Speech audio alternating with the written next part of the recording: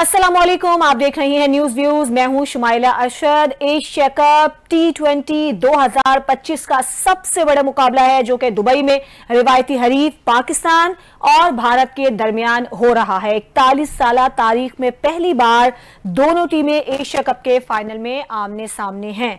Toss Bharat ने जीता और फील्डिंग का फैसला किया है, जबकि पाकिस्तान जो है वो बगैर किसी तब्दीली के मैदान में उतरा हुआ है। मैच से पहले ट्रॉफी शूट भी तनाज़े का शिकार हुआ। भारतीय कप्तान सूर्य कुमार यादव शरीक ना हुए तो पाकिस्तानी कप्तान सलमान अली आगा ने अकेली ही ट्रॉफी को थामा। चेयरमैन पीसीबी मोहसिन नकवी ने खिलाड़ियों को यह पैगाम दिया है कि वो खुलकर खेलें, मैं सब कुछ संभाल लूंगा। उधर हेड कोच माइक हैसन का कहना है कि शायद हम बहुत अच्छा ना खेले हों लेकिन कभी हार नहीं मानी। उधर जो भारतीय नजूमी है उन्होंने बड़ी जबरदस्त बात की है और उन्होंने कहा है कि पाकिस्तान जो है वो ये ट्रॉफी जीतेगा और एशिया कप की जो ट्रॉफी है वो इस बार पाकिस्तान के हिस्से में आ सकती है। तो आज का दिन जो है वो क्रिकेट की तारीख में यादगार बनने जा रहा है। क्या भारत नाकाबिले शिकस्त रहेगा या फिर पाकिस्तान एक नई तारीख रकम करेगा? करंट जो स्कोर है वो 75 तक पहुंच चुका है। साहबजादा फरहान और फखर जमान जो है वो इस वक्त क्रीज पर मौजूद हैं। अभी तक पाकिस्तान की जो स्ट्रेटेजी है वो कैसी है, कैसी परफॉर्मेंस है, इसी पर बात करेंगे अपने मौजूद मेहमानों से।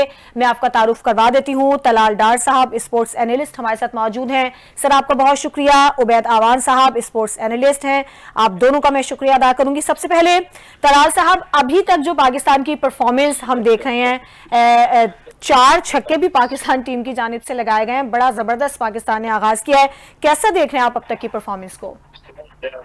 बिल्कुल शुमाइला, आपने ठीक कहा। बेहतरीन पाकिस्तान को आगाज मिला और साहिबजादा फरहान की नेक्स्ट सेंचुरी मुकम्मल हो चुकी है।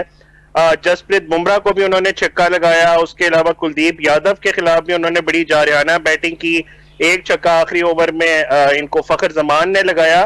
तो पाकिस्तानी खिलाड़ी सो जो बेहतरीन बैटिंग कर रहे हैं कि चौके छक्के भी लगा रहे हैं और सिंगल डबल भी ले रहे हैं, जो हमें पिछले कुछ अरसे में पाकिस्तान की तरफ से देखने को नहीं मिल रहा था कि रोटेशन ऑफ स्ट्राइक इतनी ज्यादा नहीं होती थी।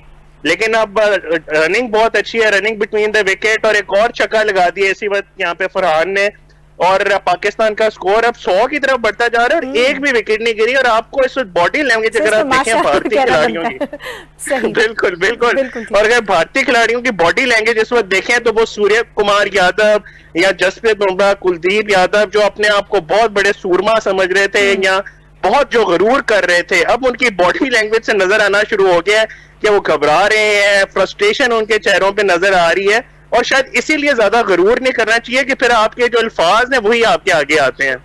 बिल्कुल ऐसे ही है। और जो गुरूर भारत को चढ़ा हुआ था, जिस तरह से भारत ने अपना तकब्बुर दिखाया है, अकड़ दिखाई है, उबैद साहब आप क्या समझते हैं? ये तो पाकिस्तान के पास बड़ा सुनहरा मौका है तमाम चीजों का बदला लेने का। भारत का जो गुरूर, तकब्बुर, अकड़ है और जिस तरह मैच के उसूलों को भारत ने पामाल किया है, तो पाकिस्तान के पास तो बड़ा सुनहरा मौका है कि वो भारत को धो डाले आज के मैच में। जी बिल्कुल, आज लग ये रहा है कि बड़ी अच्छी स्ट्रेटेजी के साथ पाकिस्तान टीम उतरी है और 180-190 का टारगेट रखा हुआ है जहन में। पहली विकेट गिर गई है पाकिस्तान की। साहिबजादा फरहान आउट हुए हैं लेकिन बड़ी अच्छी इनिंग खेल कर आउट हुए हैं। जो सेंचुरी उन्होंने बनाई और एक ऐसा स्टैंड दिया जिसके ऊपर अब आने वाले बैट्समैनों को एक अच्छा स्कोर मिला है कि उसको आगे तक ले जा सके। फखर जमान अभी विकेट पर मौजूद है और मैदानी जंग में अभी तक तो अच्छा ही खेला है उन्होंने।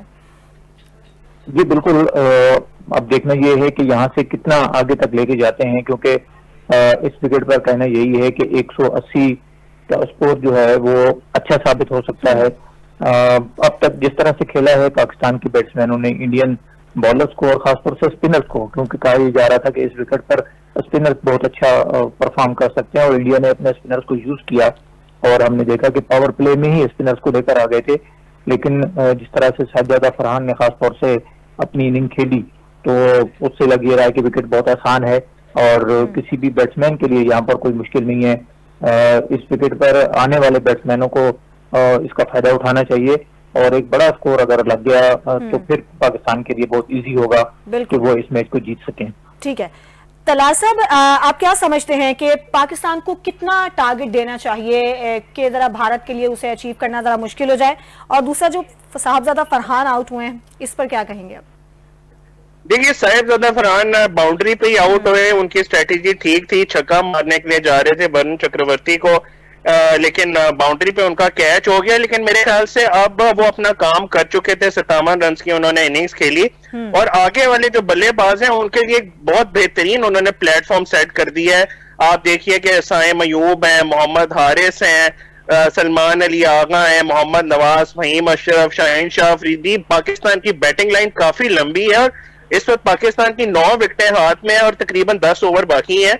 तो आधी इनिंग्स तो हमने बहुत बेहतरीन बैटिंग की है। अब जरूरत यह है कि अगर पहले 10 ओवर्स में हम 90 के करीब पहुंच चुके हैं तो 9 विकेटें जो हाथ में उसका बेहतरीन इस्तेमाल किया जाए और कम अज कम भी 110 रन आखिरी ओवर 10 ओवर में बने ताकि हमारा 200 तक स्कोर जाए और भारत के खिलाफ हमें नफसियाती बर्तरी मिले। और ये अभिषेक शर्मा जो ऐसे तो बड़े अच्छे फॉर्म में है लेकिन फाइनल का प्रेशर ही कुछ अलग होता है। शाहीन शाह अफरीदी जब उनके सामने भागते हुए आएंगे फाइनल में तो उसका एक अलग ही प्रेशर होगा। तो इंशाल्लाह पाकिस्तान यहाँ पे जरूर ये मैच जीतेगा और अगर हम बड़ा स्कोर बना देते हैं तो आपको पता है भारतीय जो कप्तान सूर्य कुमार यादव ने बड़ी बड़ी बातें की थी कि जी हम मोहसिन नकवी साहब से ट्रॉफी नहीं वसूल करेंगे अगर हम जीतेंगे तो अब ये लग रहा है कि वो जरूरत ही नहीं पड़ेगी उनको ट्रॉफी वसूल करने की क्योंकि इंशाल्लाह सलमान अली आगा साहब अब हमारे लिए एशिया कप उठाएंगे। बिल्कुल सर, गुरूर का सर नीचा है और पूरी पाकिस्तानी कौम की दुआएं जो है वो अपनी टीम के साथ हैं। अच्छा उबैद साहब, आप क्या समझते हैं भारतीय टीम आपको इस वक्त प्रेशर में नजर आ रही है? खासतौर पर हमने जो श्रीलंका के साथ इंडिया का मैच देखा, लास्ट मैच जो हुआ उसमें जो इंडिया की टीम थी जिस तरह से उसने परफॉर्म किया, फिर हार्दिक पांड्या जो कि ऑलराउंडर हैं वो भी आज इंजरी का शिकार हुए हैं, टीम से बाहर हो गए हैं, तो ये तमाम जो अनासिर आपको लगता है कि असर डालेंगे इंडियन टीम पर? बिल्कुल असर डालेंगे। हार्दिक पांड्या का आपने जिक्र किया तो आज वो टीम में नहीं है और उन्होंने हमेशा अहम मौकों पर पाकिस्तान के खिलाफ अच्छी परफॉर्मेंसेस दी हुई है तो उसका जरूर फर्क पड़ेगा। और फिर जिस तरह से पाकिस्तान आज बिला खौफ खेल रहा है तो लग यही रहा है कि पाकिस्तान के लिए एक अच्छा चांस है कि वो उन तमाम बातों का, उन तमाम प्रोपेगेंडा का जवाब दे सके जो कि इंडिया में किए गए थे और इस टूर्नामेंट से पहले भी जितनी बातें की गई थी पाकिस्तान के खिलाफ। और हमने देखा कि आज पाकिस्तान ने बिल्कुल एक डिफरेंट वे में जाकर खेला और एक डिफरेंट टीम हमें नजर आ रही है पाकिस्तान की। एतमाद नजर आ रहा है, असर टीम में एतमाद नजर आ रहा है। सॉरी सर, आपको लगता है कि आज टीम में कॉन्फिडेंस नजर आ रहा है जिसकी वजह से पाकिस्तान टीम की जो अभी तक की परफॉर्मेंस है बड़ी अच्छी है? बिल्कुल, मैं ये कह रहा हूँ कि आज हमें टीम जो है वो एक डिफरेंट मूड में नजर आ रही है और कॉन्फिडेंस में नजर आ रहे हैं तमाम प्लेयर। और जो साहिबजादा फरहान ने इनिंग खेली है तो उससे बाकी आने वाले प्लेयर्स को मजीद हौसला मिलेगा। और साइम अयूब के लिए आज अच्छा मौका है कि जिस तरह की परफॉर्मेंस उसने पिछले मैचेस में दी है तो आज उसको वो भुलाकर मैदान में उतरे और आज एक अच्छी इनिंग अगर वो खेल जाता है तो मेरे ख्याल में उसकी जो पिछले 0 हैं वो सब भुला दिए जाएंगे और उसको याद रखा जाएगा। बिल्कुल ठीक है। तलाल साहब, जो पाकिस्तान टीम में नंबर्स ऊपर नीचे हुए हैं, आपको लगता है कि ये अच्छा इसका रिजल्ट आएगा? और दूसरा साइम अयूब जो कि अभी उबैद साहब भी बात कर रहे हैं कि जिस तरह की गुज़श्ता परफॉर्मेंसेस उनकी जानिब से दी गई हैं तो बड़ा अच्छा मौका है साइम अयूब के लिए कि वो अपने आप को मनवाएं। और अभी आपको क्या लगता है कितने फायदेमंद साबित हो सकते हैं? देखिए साइम अयूब के हम पिछले साल की परफॉर्मेंसेस देखें तो ऑस्ट्रेलिया को जाके बड़े बड़े उनके जो बॉलर्स थे, Mitchell Starc, Josh Hazlewood, PAT Cummins, उनको छक्के चौके वहां पे सेंचुरी थी। उसके बाद फिर जब हम सेंचुरियां स्कोर जी बॉलर्स के खिलाफ इन्होंने रन्स किए हैं, कोई वजह आप नहीं। 10 ओवर में 88 पाकिस्तान का स्कोर है और साइम अयूब के ऊपर जो एतमाद का इजहार किया कप्तान सलियागा से, कोच माइक हैसन की तरफ से, उनको यही पैगाम दिया गया होगा कि आप बड़े मैच के खिलाड़ी हैं, अगर आज आप परफॉर्म कर दें तो आपके पिछले तमाम वो जो खराब परफॉर्मेंसेस हैं उन पे मतलब जो है ना सब दाग धुल जाएंगे। बिल्कुल, उसमें इंजमामुल हक का बड़ा बुरा गया था वर्ल्ड कप, लेकिन उनपे जो कप्तान इमरान खान ने एतमाद का इजहार किया था कि अगर आप बड़े मैच के खिलाड़ी हैं, और फिर उन्होंने सेमीफाइनल और फाइनल में बड़ी इनिंग्स खेली थी, हालांकि उनका पूरा टूर्नामेंट बड़ा खराब गया था। तो साइम अयूब के पास भी आज बड़ा बेहतरीन मौका है कि आज वो स्कोर करें और मेरे ख्याल से और ये यहाँ पे उन्होंने चौका भी लगा दिया साइम अयूब ने। बड़ी अच्छा है, ये एक इशारा है उनकी तरफ से कि वो फॉर्म में वापस आ रहे हैं। ये पहले अगर आपको याद हो तो जो पिछला मैच था शिवम दुबे से ही आउट हुए थे और आज उसी शॉट को उन्होंने पुल शॉट पे चौका लगाया है। तो ये फखर जमान भी उनके साथ मौजूद है, वो भी उनको जरूर मशवरे देंगे, उनको एतमाद मजीद उनका इससे बहाल होगा। हाँ जी। और हम उम्मीद करते हैं कि साइम अयूब भी चलेंगे, इसके बाद हारिस या जिसकी भी बारी आएगी उसका बल्ला इसी तरह चलेगा और पाकिस्तान को आज 200 तक लेके जाएगा। सर ऐसा लग रहा है जैसे मोहसिन नकवी साहब की बात उन्होंने अपने पल्लू से बांध ली है कि तुम सब लोग खुलकर खेलो, मैं संभाल लूंगा।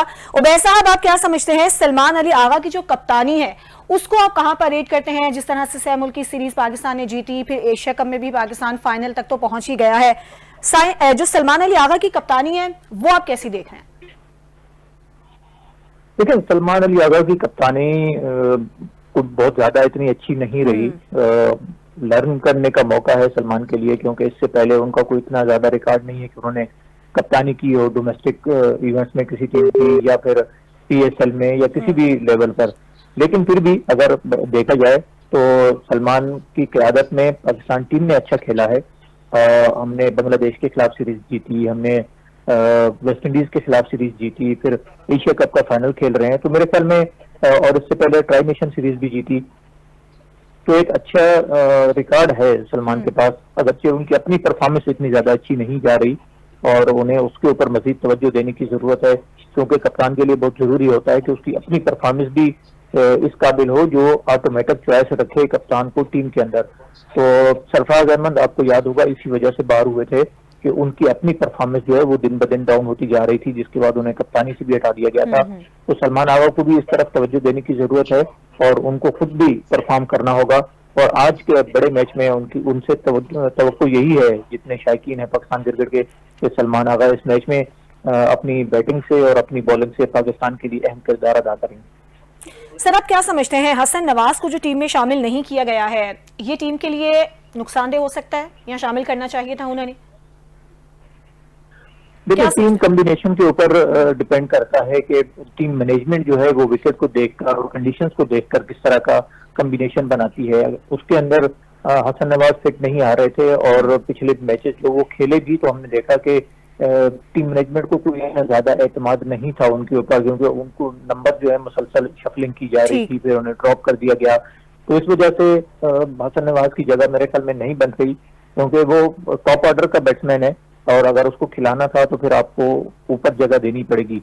नीचे के नंबरों पे वो फेल रहा है और हमने देखा कि उसको इस टूर्नामेंट में भी जो मैचेस खिलाए गए या इससे पहले तो उसको नीचे के नंबरों पर 6, 7, 8वें नंबर पर बैटिंग के लिए भेजा गया, जो उसके लिए सूझबंद नहीं है और उससे वो कभी भी कामयाब नहीं रहा। अगर उसको ऊपर के नंबरों पर भेजेंगे तो फिर वो शायद कुछ बेहतर कर पाए, क्योंकि उसने जो सेंचुरी बनाई थी न्यूजीलैंड के खिलाफ उसमें भी वो ऊपर आकर खेला था। तो अगर उसको यूज करना है तो फिर उसका नंबर देना होगा। ठीक है। अच्छा तलाल साहब, जो पाकिस्तान टीम में हम ये कमजोरी देखते हैं वो खास तौर पर उसकी बैटिंग लाइन को हम देखते हैं कि पाकिस्तान की जो बैटिंग लाइन है वो गुज़श्ता मैचेस में उस तरह से परफॉर्म नहीं कर सकी है। फिर हम ये भी देख रहे हैं कि टीम में जो 4 ओपनर्स को क्यों रखा गया है। अगर मिडिल ऑर्डर की बात की जाए तो वहां पर जो है कोई ऐसा खिलाड़ी नहीं है जो कि जमकर खेल सके। तो आपको लगता है कि पाकिस्तान की जो बैटिंग लाइन इस कदर मुश्किलात का शिकार रही है गुज़श्ता मैचेस में, ये भी उसकी एक वजह हो सकती है? जी बिल्कुल, आपने ठीक कहा। लग यही रहा है कि माइक हैसन की जो एक हिकमत अमली है वो यही है कि बॉलिंग पाकिस्तान की ज्यादा मजबूत रखी जाए।